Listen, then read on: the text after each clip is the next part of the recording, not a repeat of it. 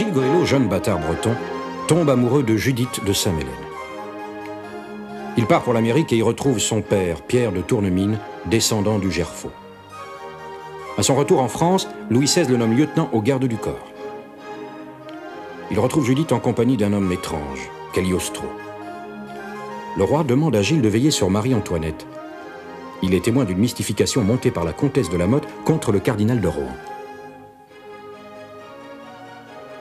Gilles ramasse une fausse lettre écrite par Madame de La Motte et destinée à perdre la reine. Il se précipite chez Marie-Antoinette, qui s'évanouit et lui apprend qu'elle attend un héritier. La reine chasse définitivement Madame de La Motte, qui par vengeance tend à Gilles un traquenard. Il est grièvement blessé. Cagliostro lui sauve la vie et lui révèle les dessous de l'affaire du collier par un effet de voyance dont Judith est l'instrument. Rohan, berné par Madame de La Motte, a acheté le joyau au nom de Marie-Antoinette. Au moment de son arrestation, il confie à Gilles un portrait de la reine. Cagliostro est également arrêté. Judith s'enfuit et rejoint Gilles chez Mademoiselle Marjon. Elle devient sa femme et leur bonheur enfin s'accomplit. Le soir de ses noces, un billet de Marie-Antoinette oblige Gilles à quitter Judith. C'est en fait la comtesse de Balby qui, par amour, le fait enlever. Judith trouve le portrait de la reine et, croyant l'infidélité de celui qu'elle aime, disparaît. Gilles et son ami Pongo sont arrêtés comme complices de Rohan. Mais le roi, rassuré par la bonne foi du Gerfaut, lui donne les moyens de s'évader.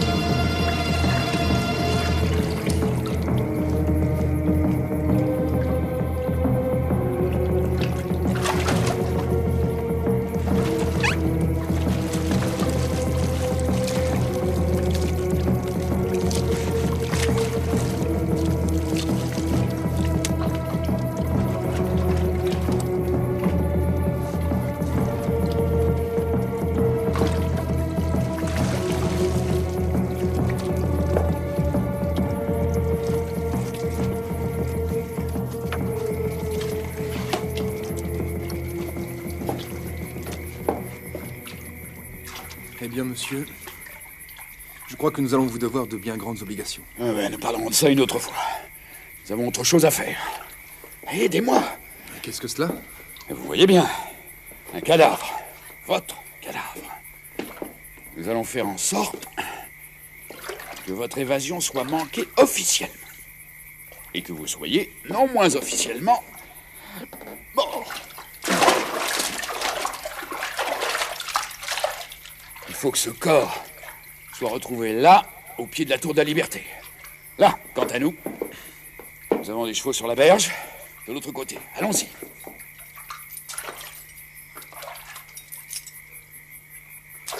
Allons, messieurs, à cheval.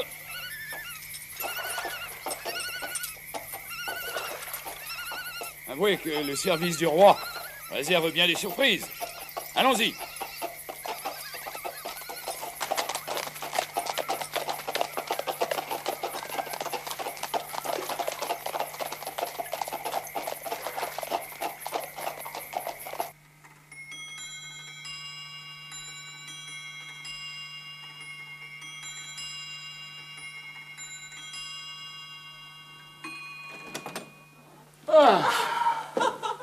Enfin, vous voilà. Je ne vivais plus tant je me tourmentais pour vous. Vous avez eu bien tort, chère Thérèse. Tout s'est fort bien passé. Et nous voici tous trois sains et saufs. Souffrez que je vous présente le chevalier de Tournemine de la Hunaudet, qui sera votre hôte, quelque temps. Ainsi que son serviteur. Pongo n'est pas mon serviteur, mais mon compagnon. On ne saurait faire un serviteur d'un grand sorcier iroquois. Si vous voulez bien permettre, madame, que je vous le présente, vous pourrez voir que mon ami est tout à fait ce que nos ennemis anglais appellent un parfait gentleman. Oh. Pongo, fier et heureux d'être l'hôte d'une dame aussi émerveillante. Vous avez raison, chevalier. C'est un vrai gentleman, mais un gentleman mouillé, comme vous autres. Quand on sort des fossés de la Bastille... Pardon, merci. Je vais vous emmener vous changer avant de passer à table. Merci. Mais en vérité, chevalier, votre langage me charme. Et je suis à présent extraordinairement heureux d'accueillir chez moi un combattant d'Amérique, à ce point capable de rendre à l'homme ce qui lui appartient. C'est très rare, surtout chez un noble de vieille souche. Je vous remercie. Mais peut-être, monsieur, consentirez-vous à m'apprendre enfin à qui je dois, croyez-le, bien plus que la vie. Oh, recevez mes excuses, je suis impardonnable. Eh bien, c'est à madame Thérèse de Villermolas, ma compagne, que je viens de vous présenter. Quant à moi, je suis Pierre-Augustin Caron de Beaumarchais. Beaumarchais. L'auteur de ce mariage de Figaro, dont on parle tant. Et du barbier de Séville que la reine vient de jouer à Trianon. Lui-même. Très heureux d'être aussi bien connu de vous et tout à votre service. Eh bien, si vous l'êtes à ce point, conduisez ces messieurs à leur chambre afin qu'ils prennent des vêtements secs. J'ai préparé des œufs brouillés. J'en ai ramené tout frais hier d'Hermenonville. Et j'espère que vous aimerez ma confiture de fraises. Tenez, moi j'ai déjà très faim. Et vous verrez, Thérèse est une merveilleuse cuisinière.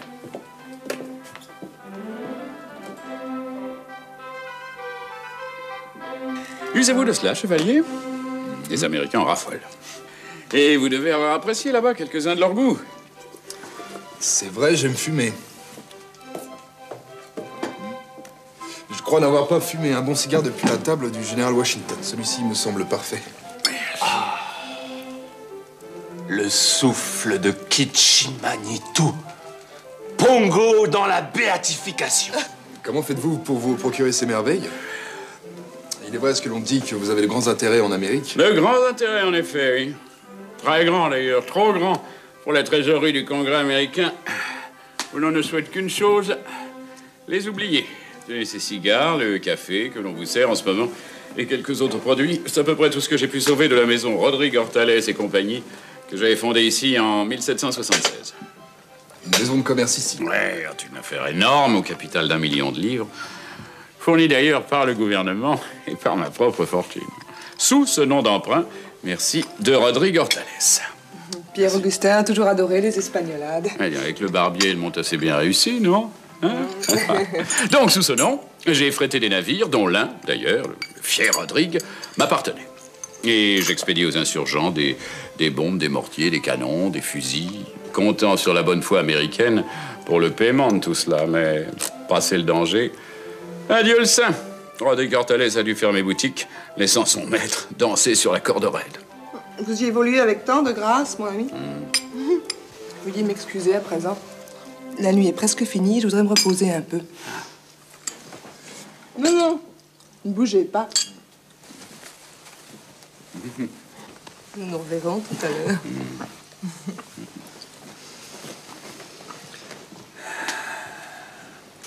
Vous avez vraiment une femme exquise. N'est-ce pas? Mais Thérèse n'est pas ma femme. Bien que nous ayons une petite fille. Je vous ai dit son nom tout à l'heure. Pardonnez-moi, mais n'est-ce pas dommage? Mon cher, j'ai été marié déjà 2 fois. J'ai pas envie de recommencer. Mais laissons cela. Et passons aux choses sérieuses. J'ai reçu du roi des ordres vous concernant. J'ai vu, vous les avez accomplis de main de maître. Eh bien, il y en a d'autres. Vous devez rester caché ici jusqu'à nouvel ordre. Et dans quelques heures, la nouvelle de votre mort a couru tout Paris. Il faut l'accréditer. Ne protestez pas. Thérèse est ravie de vous garder. Et moi aussi. Pongo aussi. Ah. Il aime beaucoup la maison et la dame de la maison. Oh, quel personnage. Il est extraordinaire. C'est vraiment un sorcier. Vraiment, mais je crains qu'il ne perde un peu de sa puissance d'incantation dans les délices occidentales.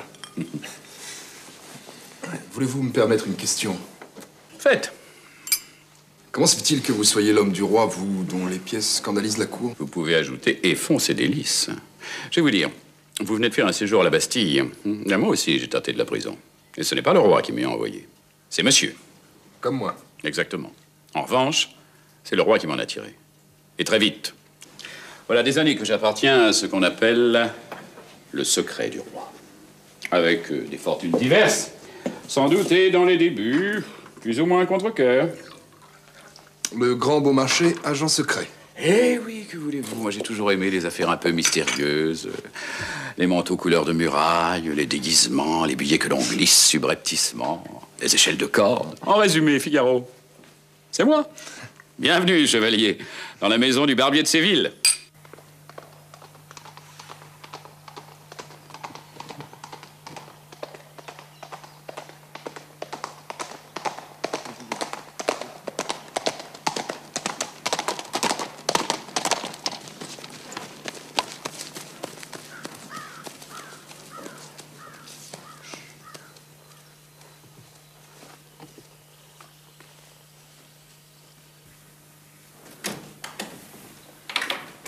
Alors? Il est mort. Ces imbéciles l'ont tiré comme un lapin pendant qu'il tentait de s'évader. Qu'est-ce que vous dites? Je dis qu'on a tué notre ami Gilles. On a retrouvé son corps qui flottait dans l'eau des douves. C'est pas vrai. Dites-moi que c'est pas vrai. Dites-moi que c'est une erreur. Mais ma pauvre amie, je ne fais que vous répéter ce que tout le monde dit. Abattu au cours d'une tentative d'évasion. Oh, mon petit. Mon pauvre petit. C'est que vous savez, baron, moi je l'aimais comme un fils. Lui, ce brave Pongo. Mais Pongo était avec lui. Et qu'est-il devenu? Personne n'en parle. J'ai rien pu savoir sur lui. Mais je vous jure que je vais chercher.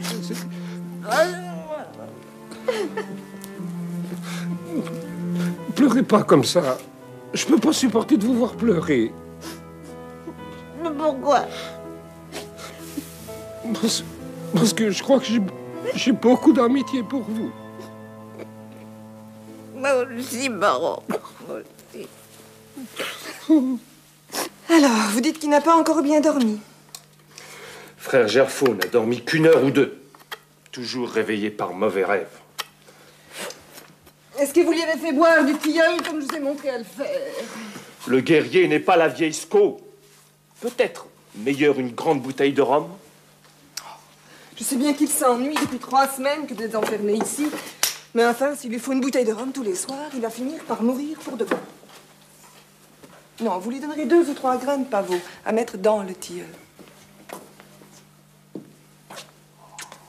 J'ai bien peur que vous me trouviez bientôt un hôte insupportable, Thérèse. Je n'arrive même plus à m'intéresser à la lecture. Prenez patience, mon ami. On ne parle plus de vous à Paris, ni sous les marchés, ni sous les tilleuls de la place royale. Et l'affaire du collier tient toute la place. Et vous avez disparu. Je suis sûre que vous retrouverez bientôt la liberté. Sans aucun doute. Reste à savoir sous quelle forme. Que voulez-vous dire? Qu'il ne saurait être question pour le chevalier de Tournemine de reparaître sur le pavé de Paris en tant que tel, avec son brillant uniforme et son allure martiale. Il va falloir changer de peau, chevalier. Et pourquoi ne retrouverais-je pas mon ancienne peau? Un modeste breton nommé Gilles Goëlo n'intéressera sans doute personne. Sauf le comte de Provence. Soyez sûr que monsieur n'ignore rien de vos antécédents et n'a pas oublié votre visage. Je ne suis pas certaine que ça lui fasse plaisir en ce moment. Justement. Et que diriez-vous d'une petite transformation? Comment? Eh bien, changer d'aspect. Vous n'êtes pas tenté par le métier de comédien? Ce serait une excellente couverture. Qui donc irait chercher un noble parmi les baladins? Et quelle école que le théâtre? Elle permet d'aborder toutes les situations, d'entrer dans tous les personnages, d'avoir 20 ans ce soir et d'approcher le siècle au matin suivant. Ah, c'est une belle chose qu'être comédien. Sans doute, mais encore faut-il avoir du talent, et je crains que ça ne soit pas mon cas. C'est au pied du mur que l'on voit le maçon. Il va falloir jouer la comédie. L'agent secret, ce que vous allez devenir, sans doute, n'est rien d'autre qu'un comédien qui joue sans public. Lui seul peut savoir s'il a été bon ou mauvais, car lui seul en supporte les conséquences. Et que va devenir frère Gerfaux? Non, ça c'est un nom qu'il faudra oublier. Ce qu'il deviendra, du diable si je le sais. Pas plus que ce que vous deviendrez vous-même, cher Pongo. Pongo aussi doit changer sa tête? Il le faudra bien, à moins que vous n'acceptiez d'être séparé de votre ami. À jamais! Soyez sans crainte. Je connais quelqu'un qui saura mener à bien ce travail délicat, à la satisfaction de tous. Inimaginable, ignoble. Ce Mirabeau n'est qu'un pourceau. Entrez. Ah, c'est vous? Je ne vous dérange pas? Non, non, non. Malgré les mixtures que Pongo me fait avaler, je n'arrive pas à dormir. Non, non, ne dérangez pas. Non. J'étais seulement occupé à me mettre en colère. Non, asseyez-vous. Moi, la soirée a dû vous paraître longue, enfermé dans votre chambre, à cause de ce dîner de samedi où je réunis régulièrement mes amis. Enfin, ce soir, n'avait rien de passionnant, d'ailleurs. Vraiment? Non, non, quelques membres de ce bureau de législation dramatique que je viens de fonder pour obliger les comédiens français à payer des droits à leurs auteurs. Rien que des mécontents, bien sûr, Molière avait raison. Les étranges animaux à conduire que les comédiens. Et c'est cela qui vous met si fort en colère? Il m'en faut plus que cela. Vous avez des ennuis? J'espère que je n'y suis pour rien. Ah, tranquillisez-vous, non, non. Ah non, les ennuis viennent de ce que j'ai trop de succès. Heureux homme. C'est vrai que votre mariage de Figaro triomphe, un peu grâce à la reine. Eh, le roi, lui, ne voulait pas en entendre parler. Hein. Faudra que je m'en explique avec lui un de ces jours. Non, ma colère vient de ce torchon.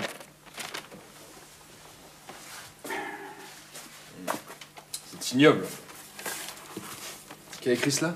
Un certain comte de Mirabeau, gentilhomme provençal de mœurs plus que douteuses, qui traîne à Paris une existence incertaine de gueux littéraire, provoque le scandale par ses débauches, et qui m'en veut à mort parce que j'ai refusé de lui prêter 25 louis.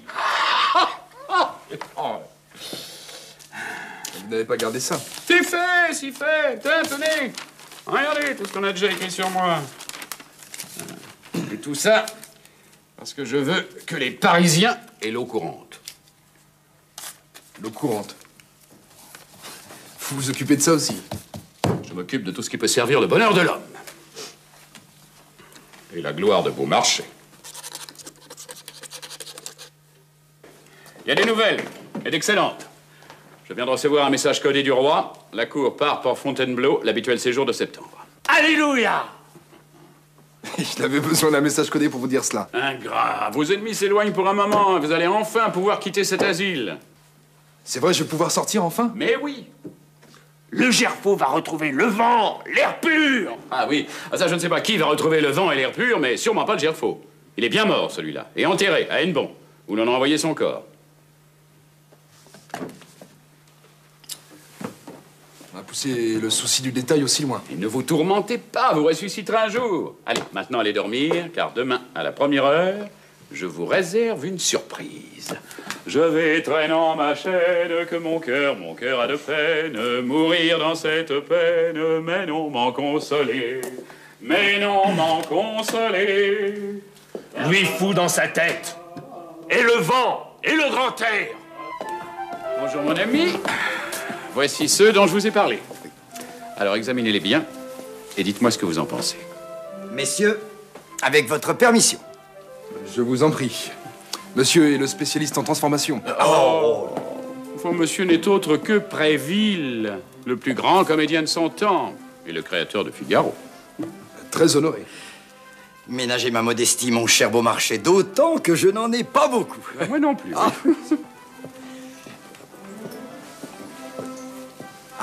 Monsieur a un physique intéressant, dont on peut tirer bien des choses. Surtout avec le goût que montre la société actuelle pour l'exotisme. Pongo, pas du tout exotique. Pardonnez-moi, je voulais dire que l'on s'intéresse de plus en plus aux pays lointains. Ah, quant à monsieur, cela va être un peu plus difficile. Vous êtes breton, je crois. Et fier de l'être. Vous ne le serez plus longtemps. Qu'allons-nous faire de vous? Un Hollandais, un Danois, un Allemand? Un Suisse, j'aimerais assez bien. Ah non. Et parlez-vous une langue étrangère? L'anglais, assez bien. L'américain, plutôt. Et voilà la solution. L'Amérique est fort en vue en ce moment. Et nous voyons venir nombre de citoyens de cette libre république, attirés par le nouvel ambassadeur, Thomas Jefferson, qui a succédé au grand Benjamin Franklin. C'est une excellente solution, d'autant plus que je pourrais trouver sans peine des passeports extrêmement authentiques. Alors, c'est une grande consolation que vous m'offrez là, monsieur. Je serai donc américain. Nous serons du même pays, Pongo. oui, mais monsieur, lui, ne sera plus du tout américain. À présent, il faut nous mettre au travail et sans plus tarder. Très bien. Et, si vous avez besoin de quoi que ce soit, adressez-vous à Thérèse. Vous nous quittez? Et j'ai affaire à Versailles, mais soyez sans crainte. Je vous laisse dans de très bonnes mains.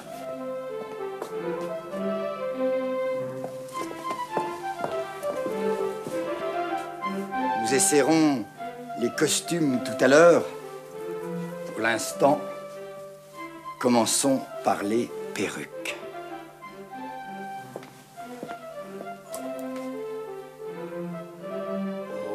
Par le grand esprit. Où l'homme comédien a-t-il pris tous ses scalps? Sur beaucoup de têtes, et qui n'ont jamais eu à s'en plaindre.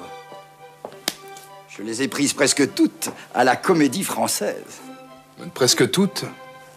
Et les autres? Les autres, elles sont à moi. Voyez-vous, je suis actuellement à la retraite. Trop vieux surtout pour le rôle bondissant de Figaro. Alors quelquefois avec ma femme, qui elle aussi est comédienne, nous nous donnons la comédie. Dire des vers, ciseler la phrase, lui donner son ampleur, sa couleur. C'est une joie si pure.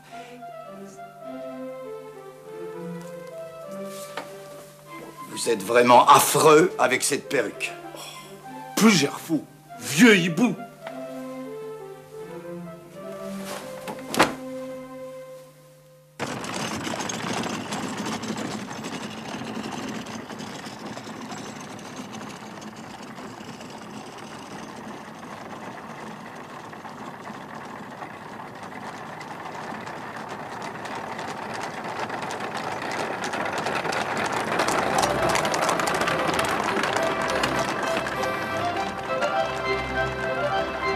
Un couloir secret pour un agent secret, c'est de bonne guerre. Enfin, il y a tout de même des moments où j'aimerais emprunter les grandes galeries. Ne fût-ce que pour montrer mon habit. C'est de l'élégance perdue. Au fond, j'étais mieux traité quand j'enseignais la musique à mesdames Adélaïde et Victoire. Oui, il est vrai que je remontais aussi les pendules et que le roi ne met pas ses pendules dans les couloirs de service. Enfin, si j'étais encore horloger, notre sire, qui est serrurier, montrerait peut-être un peu plus de déférence. Oui. Entre confrères, en somme. Je parierais volontiers qu'il va me recevoir dans sa forge. Là, qu'est-ce que je disais?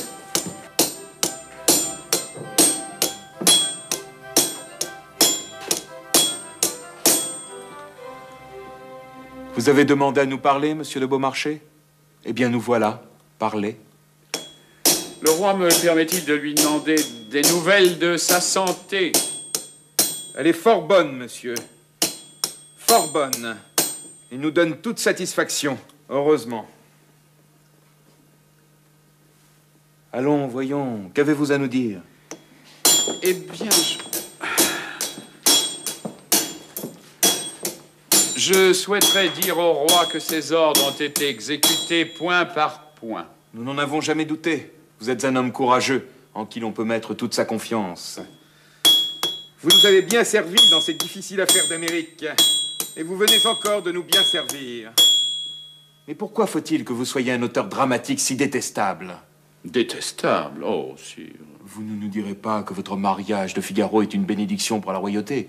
Pas plus que votre barbier de Séville. Sa Majesté la Reine a bien voulu cependant les trouver... enfin, amusants. Amusant. C'est cela le point faible avec la reine. Dès l'instant où elle s'amuse, elle est prête à tout accepter. Et ceux qui l'entourent la poussent dans cette voie désastreuse. C'est bien chez Monsieur de Vaudreuil que votre mariage a été joué pour la première fois, n'est-ce pas? Oui, sire, mais... Par le sort et la naissance, l'un est roi, l'autre berger. Le hasard fit leur distance, l'esprit seul peut tout changer. Devint roi que l'on encense, le trépas brise l'autel. Et Voltaire est immortel. Bravo, sire. Pensez-vous vraiment, monsieur de Beaumarchais, que nous puissions trouver cela amusant? Le roi sait pourtant quel respect j'ai pour lui, puisque je le sais. Il n'y paraît guère. Mais jamais un auteur ne pourra résister à l'envie de faire un mot, fût sur son propre père. Et puis, l'Amérique a mis l'égalité à la mode. Nous n'y voyons pas d'inconvénient. Dès l'instant où vous laissez le trône tranquille.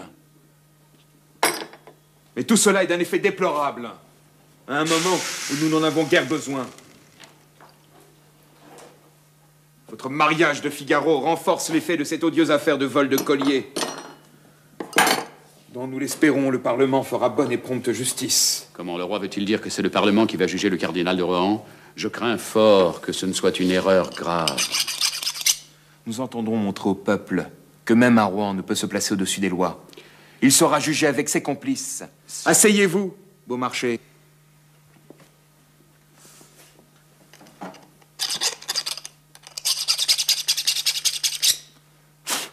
N'est-ce pas là cette égalité que vous souhaitez tant? Moi, oui. Le Parlement, beaucoup moins. Le Parlement, sire, tient à certains privilèges que la royauté lui conteste. Il peut mal juger cette cause.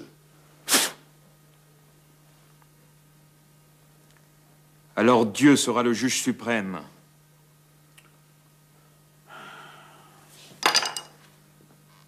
Mais revenons à nos affaires. De quoi souhaitiez-vous parler? Mais du jeune Tournemine. D'après la rumeur, il est mort et bien mort. Et sans doute, sire. Et si le roi voulait bien me dire ce que je dois faire de son fantôme... Le problème avec vous, Beaumarchais, c'est que vous avez trop d'esprit pour qu'on ne vous pardonne pas bien les choses.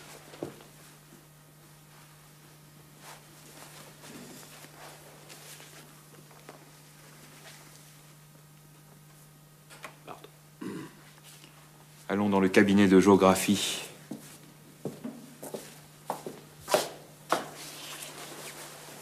Nous parlerons de vos fantômes plus en détail.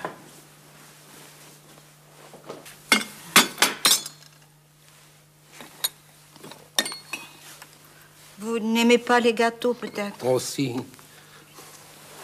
Prenez. Chez nous, en Suisse, on aime beaucoup les gâteaux. Surtout un qu'on appelle l'Appenzell. Ah.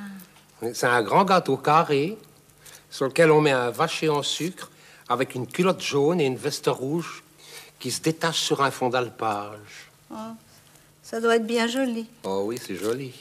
Oh oui. Notre ami Gilles aussi, il aimait bien les gâteaux. Oui. Il n'avait toujours rien appris de nouveau. C'est pourtant pas faute d'avoir cherché, hein. J'ai même été jusqu'à la Bastille pour demander à voir son corps. Parce que moi, je suis comme Saint Thomas, hein. Tant que j'ai pas vu... Vous pensez que ça ne pourrait ne pas être lui? Oh, ben, tout ce que je sais, c'est qu'on a refusé de me le montrer. Alors, je commence à me poser des questions, hein. pourrait y avoir un espoir. Excusez-moi, baron.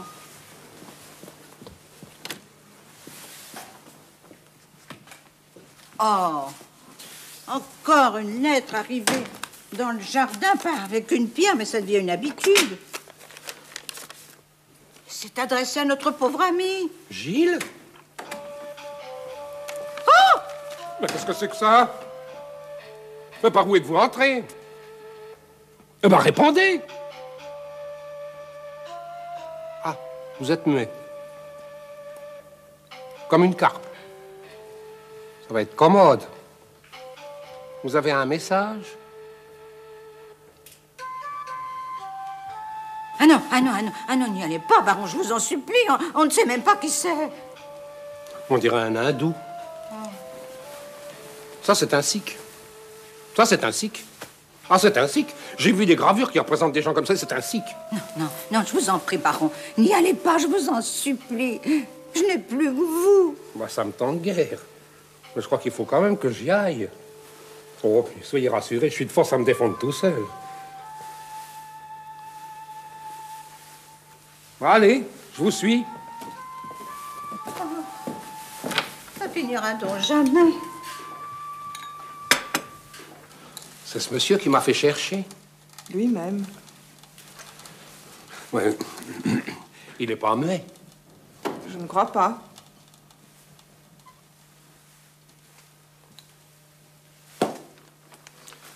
Monsieur, je n'aurais pas suivi votre serviteur si je n'avais l'espoir insensé d'avoir des nouvelles d'un ami cher. Voyez-vous, pour savoir si le chevalier de Tournemine est aussi mort qu'on le dit, je crois que j'irai jusqu'en enfer. Pas la peine d'aller si loin, mon cher monsieur. Je crois être très capable de vous en donner. Mais c'est... Eh bien, remettez-vous, cher baron. Je crois, ma chère Thérèse, que l'expérience est concluante. Monsieur de Préfille a fait du beau travail. J'en étais certaine. Mais j'avoue qu'au début, j'ai mis un certain temps avant de vous reconnaître. Enfin, c'est toi? Enfin, je veux dire, toi, Gilles? Oui, c'est moi, et Bougrement, heureux de te revoir. Oh, réveille-moi donc! Oh, tu peux pas savoir comme j'étais malheureux. Et notre chère mademoiselle Margende, elle t'aime, tu sais, comme un fils, hein? Moi aussi, d'ailleurs. Oh. On pouvait pas se faire à l'idée de ta mort. Et contre vent et marée, on espérait je ne sais quel miracle. Oh, elle va être heureuse, la chère âme. Oh, c'est pas croyable, hein? Pas croyable, la tête que tu t'es faite, mon Dieu. Buvons à Louis, 16e du nom, notre bon roi. À toi. Oh, moi. À ma résurrection. Ah, ça oui. Sans oublier notre charmante hôtesse. À ce propos, on n'était pas les seuls à croire à ta survie, hein? Il y a une lettre qui est arrivée dans le jardin de mademoiselle Margend par la voix des airs. Qui peut bien écrire à un mort? Oh, bah quelqu'un qui n'y croyait pas, ou qui ne savait pas.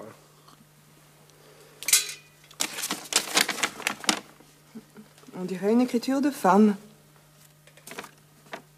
Ce n'est pas Judith.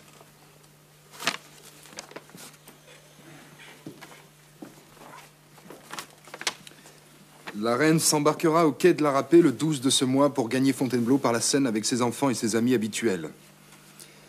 Un grave danger la menace, un danger qui se présentera à Sainte-Assise, à moins que vous ne veniez à prendre le moyen de le conjurer en vous rendant le 10 à minuit au pavillon du Petit Cavalier près de Seine-Port. Quiconque viendrait à votre place ne trouverait personne. Venez seul et sans crainte, il ne vous sera fait aucun mal et l'on vous dira comment sauver la famille royale. Quel jour sommes-nous? Le 8. Cela me laisse le temps de me préparer. Oh, c'est une drôle d'histoire. Une histoire vraie, d'ailleurs, en ce qui concerne la reine. Moi, je ne suis pas certain. Oh, c'est impayable, c'est trop beau. Qu'est-ce que j'ai de si drôle? De si drôle, mais vous êtes irrésistible, mon ami. Décidément, Préville est un grand homme. Alors, par contre, dites-moi, l'accent, il n'y est pas du tout. Vous parlez que l'accent suisse, c'est affligeant. Comment ça, affligeant? Mais mon petit monsieur, je cause comme ça depuis ma naissance, et j'en suis fier. Savez-vous, mon cher Beaumarchais, que vous êtes en train de vous moquer actuellement du baron Ulrich August von Winkleritz ou Winkleride? Suisse, non moins authentique. Oh, mais alors, et vous, alors qui êtes-vous? Moi, je suis moi. En tout cas, c'est hallucinant. Le roi sera content. Vous avez vu le roi? Et je sors de sa forge, je dois être couvert de rouille. Dis-moi, mon cher Gilles, voulez-vous me suivre un instant dans mon cabinet? J'ai à vous parler. Votre ami voudra bien m'excuser. Une fois encore. Ah, d'où j'ai su. Je dois commencer à prendre de l'âge. Les émotions me tuent. Là, j'étais encore loin. Mais il est vrai que vous avez une journée bien agitée aujourd'hui. Et ça, vous pouvez le dire. Quand je pense que la coterie de Trianon essaie de faire passer le roi pour un imbécile. Croyez-moi, le roi est un adversaire plus rude qu'il n'en a l'air. Qu'a-t-il décidé pour moi? Prenez d'abord ceci. C'est votre solde d'une année au garde du corps. Et ce n'est pas tout. Voici un passeport, dûment signé par le ministre des Affaires étrangères, monsieur le comte de Vergennes, qui autorise le capitaine John Vaughan, Providence, Rhode Island, à séjourner en France pour une durée indéterminée. Et puis, voici les papiers du navire corsaire Susquehanna, appartenant au capitaine John Vaughan. Mais dites-moi, ces lettres de marque m'ont l'air authentiques. Où sont passés le bateau et le capitaine? Eh bien, voyez-vous, le premier est au fond de l'eau, entre le port de Blackpool et l'île de Man, et le second est au fond de la terre, non loin de la plage de Saint-Anne, où je l'ai ramassé et enterré moi-même. Alors, j'avais gardé les papiers, comme ça, à tout hasard, en me disant qu'ils pourraient servir un jour. Vous voyez que j'ai eu raison. Vous êtes véritablement quelqu'un d'étonnant, vos marchés. Et j'espère sincèrement que la postérité vous rendra justice.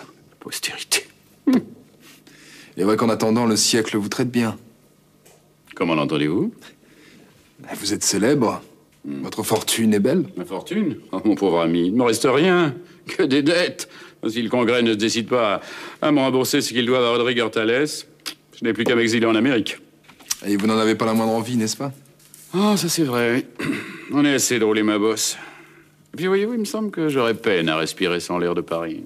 Et comme l'air de Paris ne saurait se passer de vous, je suis certain que les choses s'arrangeront. Si elles vous entendent. D'ici là, allons boire avec nos amis. Et fumer des cigares. Tant qu'il en reste encore. Et nous? Ah, je vais en chercher d'autres, sinon vous allez dire que nous sommes en train de boire en Suisse. Eh bien, mêlons-nous aux Suisses. On était en train de discuter de ton rendez-vous.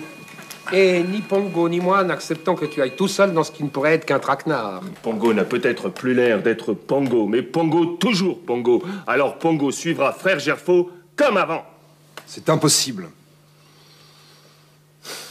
Est-ce que les Suisses ne vont pas à Fontainebleau? Si, avec le roi, mais par la route. On y sera donc après-demain. Rien ne s'oppose à ce que je t'aide. Discrètement, bien sûr. Si, tout s'y oppose. Rappelle-toi la lettre. Si je ne viens pas seul, cela peut avoir des conséquences extrêmement graves. Et il s'agit de la reine et de ses enfants. Je suis certaine que Gilles a raison de vouloir y aller seul. Surtout, c'est une femme qui écrit, même s'il y a du danger. Surtout s'il y a du danger. Tel que je le connais, et je crois bien le connaître. Il ne se le pardonnerait jamais s'il arrivait quelque chose à la reine. Bon, si vous vous mettez à trois contre nous, il n'y a plus qu'à tirer l'échelle. N'empêche que cette histoire me paraît fantastique. Moi. Ah, vous savez, la reine a tellement d'ennemis. Allez, je crois que le moment est venu de boire à la santé de notre ami. Moi, je suis certaine que tout se passera très bien. Seriez-vous voyante, ma chère? Ne vous ai-je pas prédit, Pierre-Augustin, que vous seriez un grand homme? Vous avez vraiment réponse à tout. Eh bien, cher Pongo, vous ne buvez pas cette fois? Pongo pas content du tout. Pongo n'aime pas qu'on le prenne pour la vieille scout qui reste à la maison à fumer son calumet. Et avec cette barbe, alors, vous n'avez vraiment rien à craindre. Ah ben, nous fumerons ensemble, Pongo, puisqu'on veut pas de nous. Va. Non, plutôt jouer au dé. Ah non, non, non, non. Ah non, non, non, non, non, non.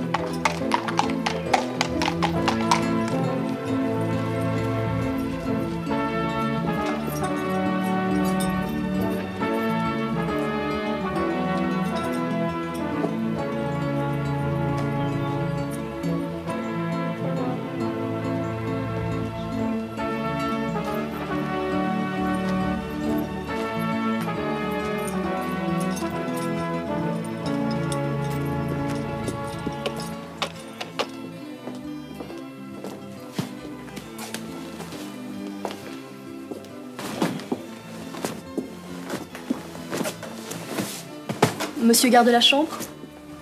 Oui, oui, elle me convient. Monsieur n'a besoin de rien?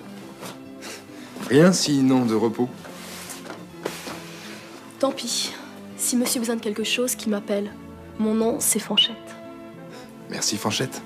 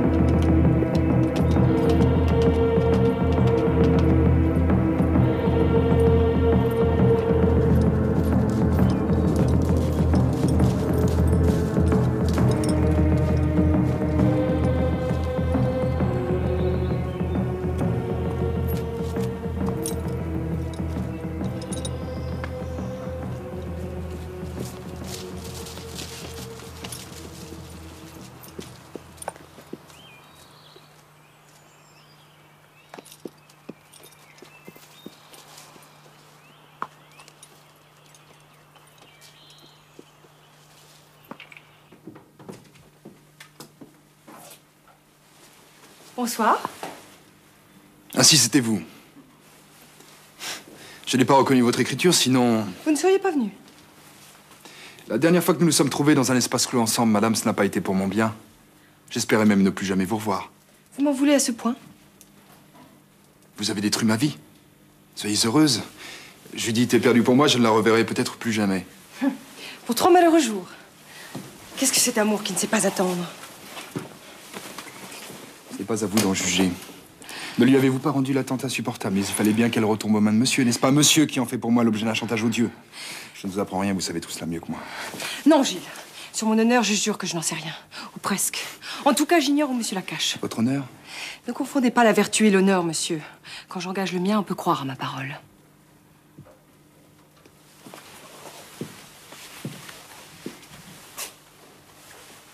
Quant à vous, je vous sais courageux, mais je n'osais espérer vous voir venir à visage découvert. Pourquoi? Quand il s'agit de sauver la reine, un danger de plus ne signifie rien. La reine? Par ma foi, elle vous a tous ensorcelés. Toi, comme les autres. Tu l'aimes? Non, madame. Elle est seulement l'épouse de mon roi et la mère de mon futur souverain. Ma parole, tu l'aimes, ce gros Louis XVI? Ça ne devrait pas vous étonner, vous aimez bien monsieur, vous. Et il est bien plus gros. Mais tellement plus intelligent. Cela reste à démontrer. Il est rusé, il ne recule devant rien, mais je n'appelle pas cela de l'intelligence. Je pense que c'est sur son ordre que m'avait donné ce rendez-vous. Non. Il te croit vraiment mort. Et vous, vous ne l'avez pas cru? Peut-être parce que je n'ai pas voulu y croire.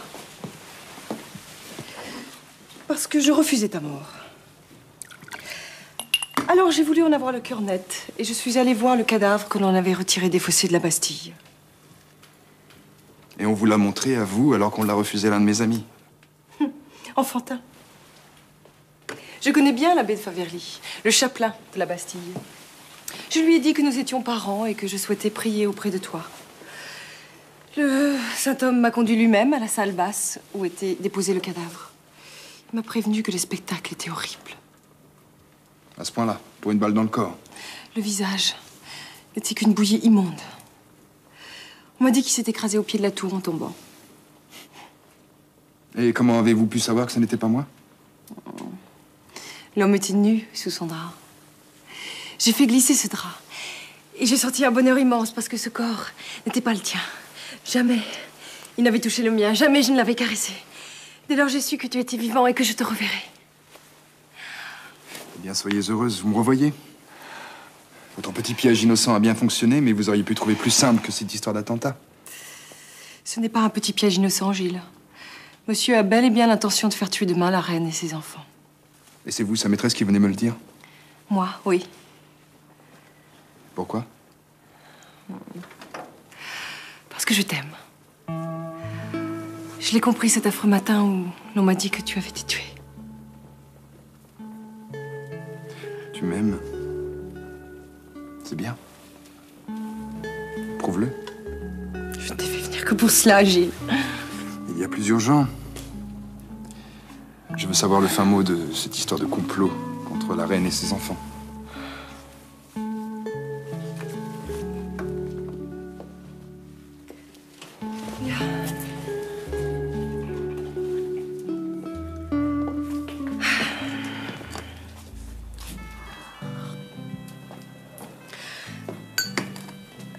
Le château de Sainte-Assise appartient à la marquise de Montesson, l'épouse morganatique du vieux Louis-Philippe d'Orléans. Épouse que, bien sûr, la cour refuse de reconnaître. Or, la gondole de la reine passera demain devant le château, sans s'y arrêter, en dépit de l'invitation qui lui a été faite d'y venir entendre un concert et de faire collation. Or, monsieur a décidé que la reine s'arrêterait devant Sainte-Assise. Je ne vois pas bien comment il s'y prendrait. C'est assez simple. Pour un homme riche, tout au moins. Monsieur a fait tisser un filet d'or et d'argent, suffisamment long pour barrer la Seine. Il a envoyé à la Montesson avec quelques vers galants et anonymes. Et alors? Le filet arrêtera la gondole, dont les occupants pourront contempler le spectacle préparé pour eux. Pendant ce temps, musiciens et chanteurs s'approcheront du bateau dans de petites barques. Et alors? Et alors, l'un d'eux allumera une mèche dissimulée dans les sculptures dorées du bateau, et tout sautera. Tout sautera? Oui. Mais il faut qu'il y ait de la... De la poudre à bord, oui. Et il y en a beaucoup. Et tu peux admirer l'ingéniosité de monsieur. Nul n'osera l'accuser du crime. Ce sont les Orléans qui porteront le poids. Et monsieur sera débarrassé d'un coup de la reine, de ses héritiers et de princes qui sont en train de devenir beaucoup trop populaires à son gré. Mais c'est horrible. Oui. Monsieur est un monstre. Oui, je suis d'accord avec toi. Et où peut-on trouver la reine à cette heure? Et elle doit avoir fait escale pour la nuit à Corbeil. Gilles, où vas-tu? Vois-tu, arrête! Reste! Laisse-moi passer. Non, j'ai risqué ma vie en t'avertissant. À présent, je veux ma récompense. Quelle récompense? Je veux 1 heure avec toi. Ensuite, tu seras libre d'aller sauver ta reine. Pas maintenant, il n'en est pas question. La reine d'abord. Gilles!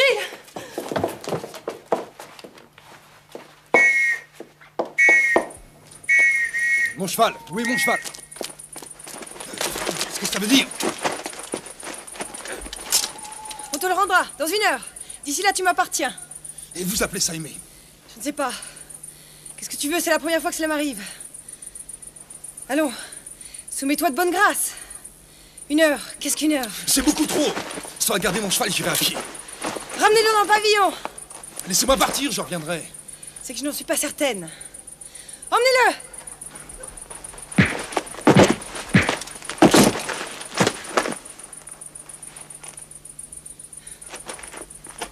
Qui êtes-vous? On fera les présentations une autre fois. Mais en attendant, permettez, nous allons emmener notre ami avec nous. Mon cheval.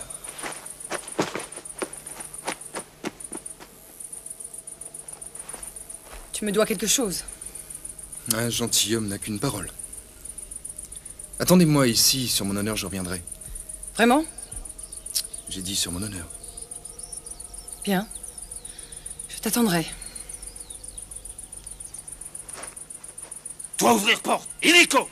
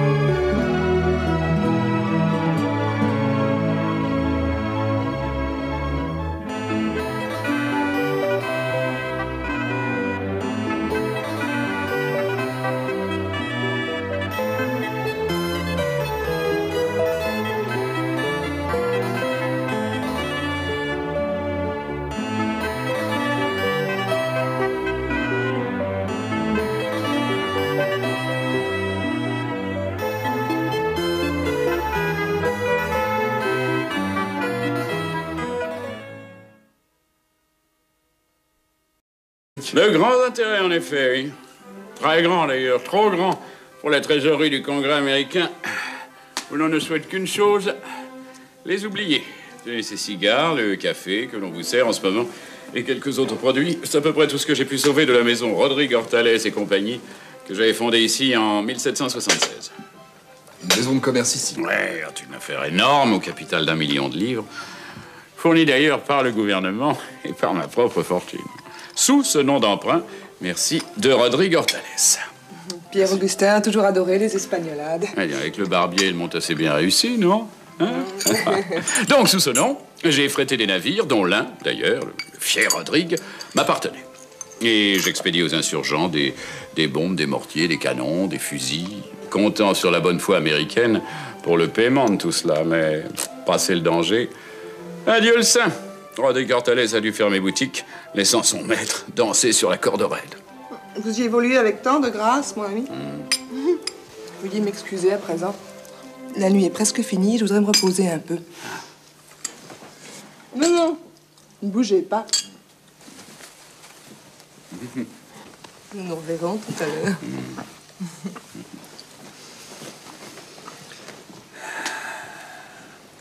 Vous avez vraiment une femme exquise. N'est-ce pas? Mais Thérèse n'est pas ma femme. Bien que nous ayons une petite fille. Je vous ai dit son nom tout à l'heure. Pardonnez-moi, mais n'est-ce pas dommage? Mon cher, j'ai été marié déjà 2 fois. J'ai pas envie de recommencer. Mais laissons cela. Et passons aux choses sérieuses. J'ai reçu du roi des ordres vous concernant. J'ai vu, vous les avez accomplis de main de maître. Il y en a d'autres. Vous devez rester caché ici jusqu'à nouvel ordre. Et dans quelques heures, la nouvelle de votre mort a couru tout Paris. Il faut l'accréditer. Ne protestez pas. Thérèse est ravie de vous garder. Et moi aussi. Pongo aussi. Ah. Il aime beaucoup la maison et la dame de la maison. Oh, quel personnage. Il est extraordinaire. C'est vraiment un sorcier. Vraiment, mais je crains qu'il ne perde un peu de sa puissance d'incantation dans les délices occidentales. Voulez-vous me permettre une question? Faites. Comment se fait-il que vous soyez l'homme du roi, vous, dont les pièces scandalisent la cour? Vous pouvez ajouter « et font ses délices ». Je vais vous dire, vous venez de faire un séjour à la Bastille. Moi aussi, j'ai tâté de la prison. Et ce n'est pas le roi qui m'y a envoyé. C'est monsieur. Comme moi. Exactement. En revanche, c'est le roi qui m'en a tiré. Et très vite. Voilà des années que j'appartiens à ce qu'on appelle le secret du roi. Avec des fortunes diverses. Sans doute, et dans les débuts, plus ou moins un contre-cœur. Le grand beau marché, agent secret. Eh oui, que voulez-vous? Moi, j'ai toujours aimé les affaires un peu mystérieuses. Les manteaux couleur de muraille, les déguisements, les billets que l'on glisse subrepticement, les échelles de corde. En résumé, Figaro, c'est moi. Bienvenue, chevalier, dans la maison du barbier de Séville.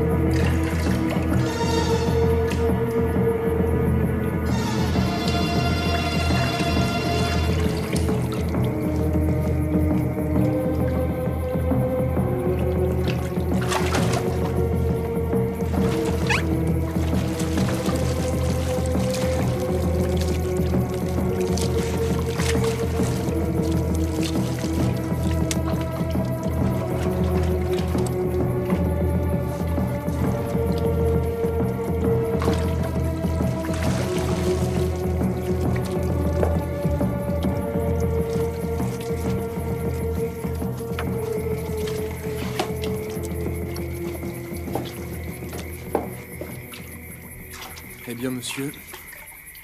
Je crois que nous allons vous devoir de bien grandes obligations. Ah ouais, nous parlerons de ça une autre fois. Nous avons autre chose à faire. Aidez-moi. Qu'est-ce que cela? Vous voyez bien, un cadavre. Votre cadavre. Nous allons faire en sorte que votre évasion soit manquée officiellement. Et que vous soyez, non moins officiellement, mort. Il faut que ce corps soit retrouvé là, au pied de la Tour de la Liberté. Là, quant à nous, nous avons des chevaux sur la berge, de l'autre côté. Allons-y.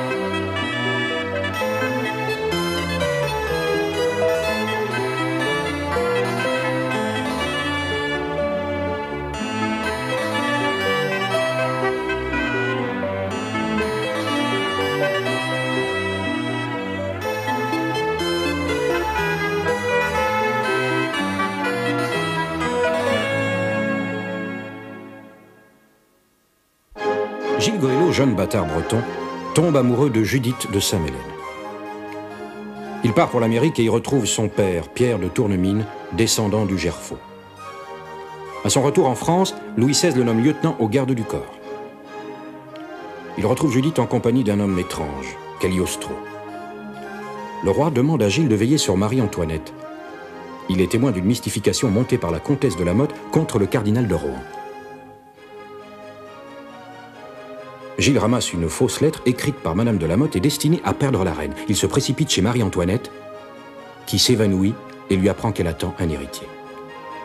La reine chasse définitivement Madame de La Motte, qui par vengeance tend à Gilles un traquenard. Il est grièvement blessé. Cagliostro lui sauve la vie et lui révèle les dessous de l'affaire du collier par un effet de voyance dont Judith est l'instrument. Rohan, berné par Madame de La Motte, a acheté le joyau au nom de Marie-Antoinette. Au moment de son arrestation, il confie à Gilles un portrait de la reine. Cagliostro est également arrêté. Judith s'enfuit et rejoint Gilles chez Mademoiselle Marjon. Elle devient sa femme et leur bonheur enfin s'accomplit. Le soir de ses noces, un billet de Marie-Antoinette oblige Gilles à quitter Judith. C'est en fait la comtesse de Balby qui, par amour, le fait enlever. Judith trouve le portrait de la reine et, croyant l'infidélité de celui qu'elle aime, disparaît. Gilles et son ami Pongo sont arrêtés comme complices de Rohan. Mais le roi, rassuré par la bonne foi du Gerfaut, lui donne les moyens de s'évader.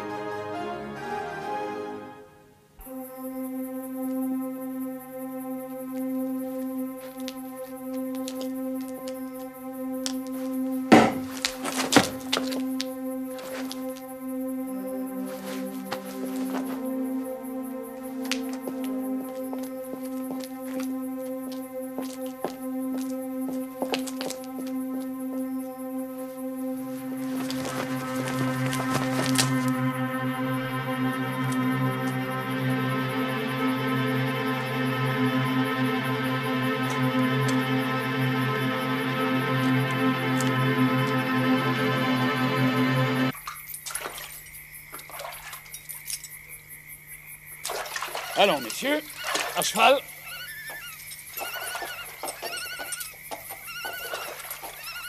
Avouez que le service du roi réserve bien des surprises.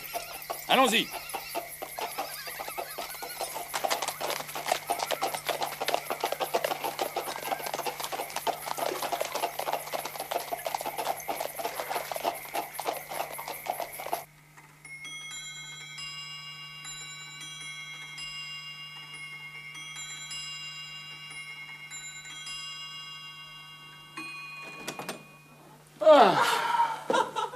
Enfin, vous voilà. Je ne vivais plus tant je me tourmentais pour vous. Vous avez eu bien tort, chère Thérèse. Tout s'est fort bien passé. Et nous voici tous trois sains et saufs. Souffrez que je vous présente le chevalier de Tournemine de la Hunaudet, qui sera votre hôte, quelque temps, ainsi que son serviteur. Pongo n'est pas mon serviteur, mais mon compagnon. On ne saurait faire un serviteur d'un grand sorcier iroquois. Si vous voulez bien permettre, madame, que je vous le présente, vous pourrez voir que mon ami est tout à fait ce que nos ennemis anglais appellent un parfait gentleman. Oh. Pongo, fier et heureux d'être l'hôte d'une dame aussi émerveillante. Vous avez raison, chevalier, c'est un vrai gentleman, mais un gentleman mouillé, comme vous autres. Quand on sort des fossés de la Bastille... Pardon, merci. Je vais vous emmener vous changer avant de passer à table. Merci. Mais en vérité, chevalier, votre langage me charme. Et je suis à présent extraordinairement heureux d'accueillir chez moi un combattant d'Amérique, à ce point capable de rendre à l'homme ce qui lui appartient. C'est très rare, surtout chez un noble de vieille souche. Je vous remercie. Mais peut-être, monsieur, consentirez-vous à m'apprendre enfin à qui je dois, croyez-le, bien plus que la vie. Oh, recevez mes excuses, je suis impardonnable. Eh bien, c'est à madame Thérèse de Villermolas, ma compagne, que je viens de vous présenter. Quant à moi, je suis Pierre-Augustin Caron de Beaumarchais. Beaumarchais. L'auteur de ce mariage de Figaro, dont on parle tant. Et du barbier de Séville que la reine vient de jouer à Trianon. Lui-même. Très heureux d'être aussi bien connu de vous et tout à votre service. Eh bien, si vous l'êtes à ce point, conduisez ces messieurs à leur chambre afin qu'ils prennent des vêtements secs. J'ai préparé des œufs brouillés. J'en ai ramené tout frais hier d'Ermenonville. Et j'espère que vous aimerez ma confiture de fraises. Tenez, moi j'ai déjà très faim. Et vous verrez, Thérèse est une merveilleuse cuisinière.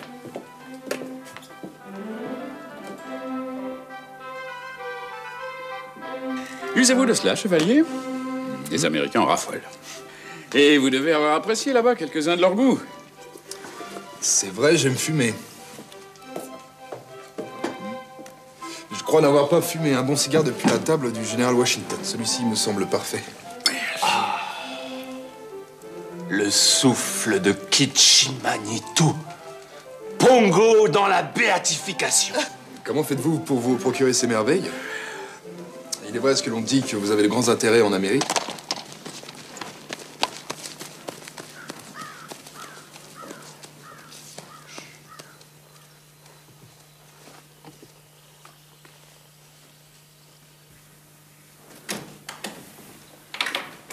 Alors? Il est mort. Ces imbéciles l'ont tiré comme un lapin pendant qu'il tentait de s'évader. Qu'est-ce que vous dites? Je dis qu'on a tué notre ami Gilles. On a retrouvé son corps qui flottait dans l'eau des douves. C'est pas vrai. Dites-moi que c'est pas vrai. Dites-moi que c'est une erreur. Mais ma pauvre amie, je ne fais que vous répéter ce que tout le monde dit. Abattu au cours d'une tentative d'évasion. Oh, mon petit. Mon pauvre petit. C'est que vous savez, baron, moi je l'aimais comme un fils. Lui, ce brave Pongo. Mais Pongo était avec lui. Et qu'est-il devenu? Personne n'en parle. J'ai rien pu savoir sur lui. Mais je vous jure que je vais chercher.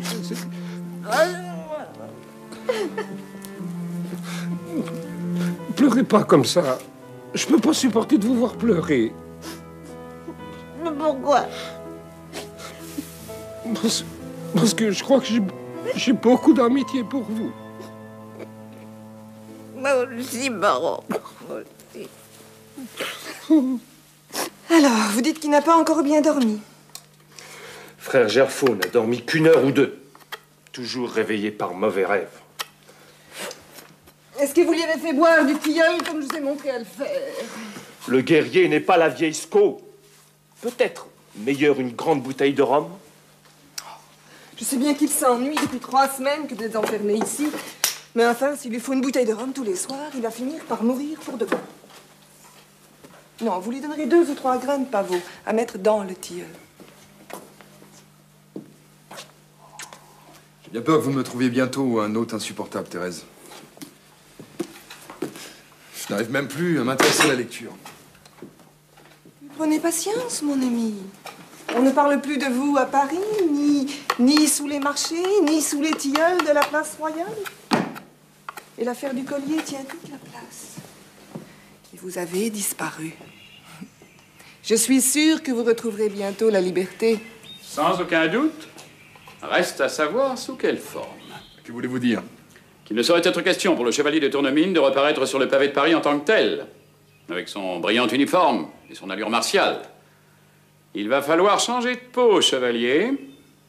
Et pourquoi ne retrouverais-je pas mon ancienne peau? Un modeste breton nommé Gilles Goëlo n'intéressera sans doute personne. Sauf le comte de Provence. Soyez sûr que monsieur n'ignore rien de vos antécédents et n'a pas oublié votre visage. Je suis pas certaine que ça lui fasse plaisir en ce moment. Justement. Et que diriez-vous d'une petite transformation? Comment? Eh bien, changer d'aspect. Vous n'êtes pas tenté par le métier de comédien?